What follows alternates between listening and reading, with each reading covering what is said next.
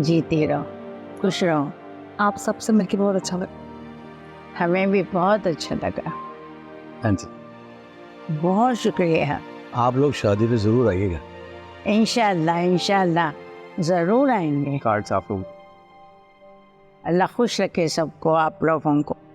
अल्लाह हाफ़िज़। चलिए। अल्लाह हाफ़िज़। अल्लाह हाफ़िज़ बेटा, अल्लाह।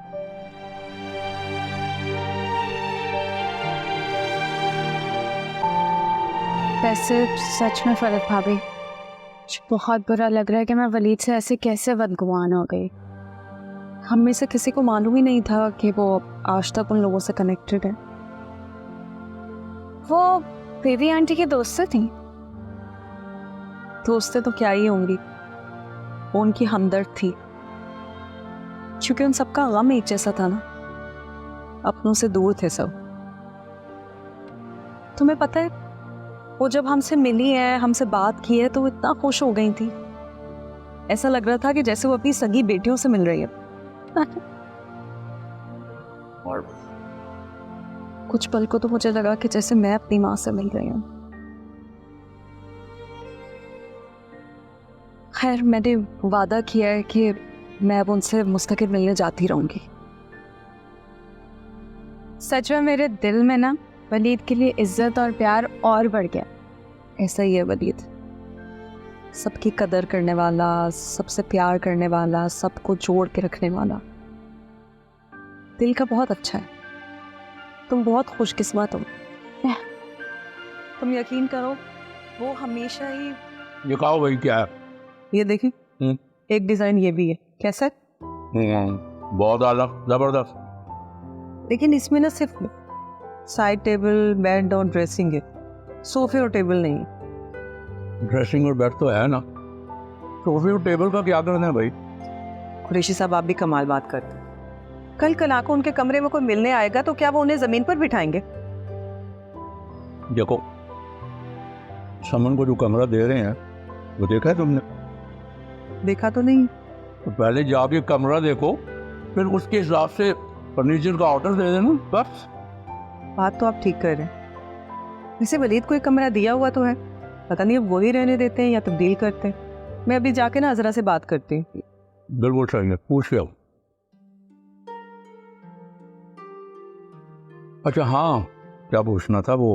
हाँ, इसके अलावा कुछ चीज़ तो नहीं चाहिए? और अभी बहुत सी चीजें पड़ी कुरैशी साहब, आपको क्या लगता है इतनी जल्दी तैयारी मुकम्मल हो जाएगी? नहीं, लिस्ट विस्ट बना रहा हूँ, कोई कमी नहीं होनी चाहिए। बनाई हुई है, फिक्र मत करें। कैसा लगा तुम्हें कमरा? ये अजरा, ये तो स्टोर रूम नहीं था? अरे कैसी बातें कर रही हो, स्टोर रूम नहीं था, वो तो कमरा खाली पड़ा था, तो हमने कुछ सामान, ऐसी फालतू सामान जो था वो रख दिया था इसमें। अरे अच्छा खासा कमरा है, और देखो कितना हवादार है, उसने तो कभी कोई शिकायत नहीं की। वो छड़ा छाट लड़का है, कहीं पे भी रह लेगा। अब तुम नई नवेली दुल्हन को ये कमरा दोगी? इसमें सेज क्या लगाओगी और इसे सजाओगी क्या? और जब मोहल्ले वाली आकर कहेंगी कि दुल्हन का कमरा दिखाओ, तो तुम्हें ये स्टोर रूम दिखाते हुए शर्मिंदगी नहीं होगी? अरे भाई, अब ये मोहल्ले वाले कहाँ से आए गए बीच में? हम लोगों का मामला है ना ये, तो बाकी लोगों को क्यों ला रही हो बीच में तुम? देखो, सच्ची बात यह है कि मुझे ना ये कमरा बिल्कुल भी पसंद नहीं आया।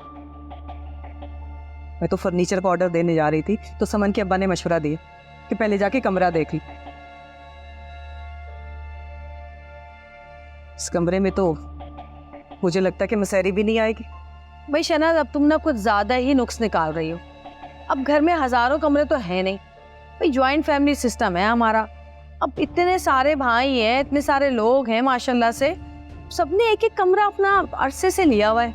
ऊपर से ये मुसीबत की मेहमानदारी शुरू हो गई है। अब ये जो रिश्तेदार आ गए हैं, पप्पो, उनकी बेटी, अब एक कमरा उन्होंने ले लिया, वरना वही कमरा दे देते हम वलीद को। अब हमारी भी मजबूरी है ना। देखो जरा, मेरी बात का ना बुरा मत मनाना, तुम्हें इतना समझती हूँ इसलिए बात कर रही। अगर खैरों में रिश्ता किया होता ना, तो ये बात करने का सोच भी नहीं सकती थी।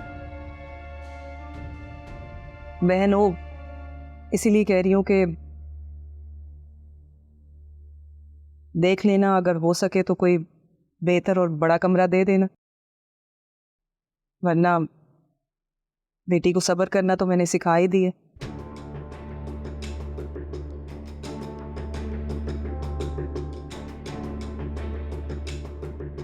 हाय अम्मी, कैसे किया आपने इतनी शादियां बच्चों की?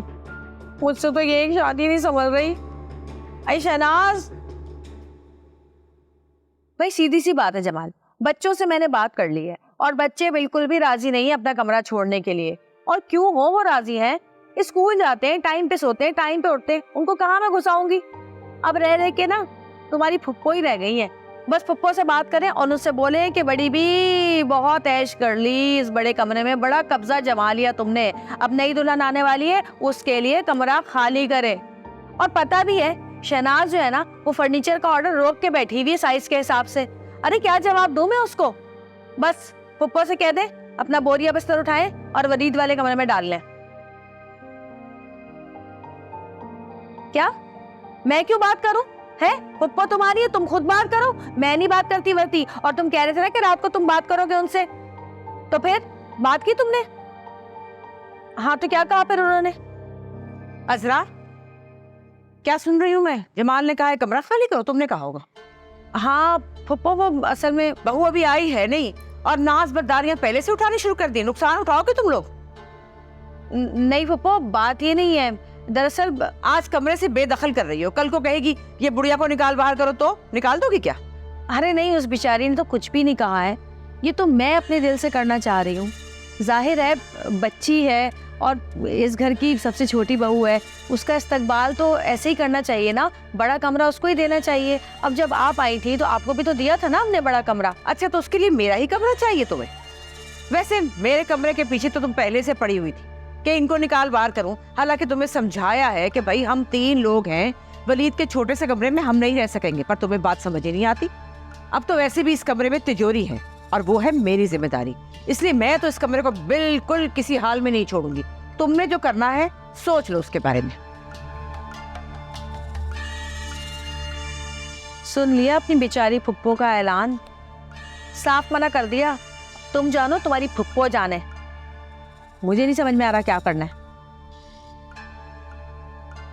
बुढ़ी खोड़ी लाल लगा वैसे लाल लिपस्टिक लगा के, फूल लगा के घूम रही है, लाल चूड़ियां पहनकर, जैसे सुहागनें घूमती हैं।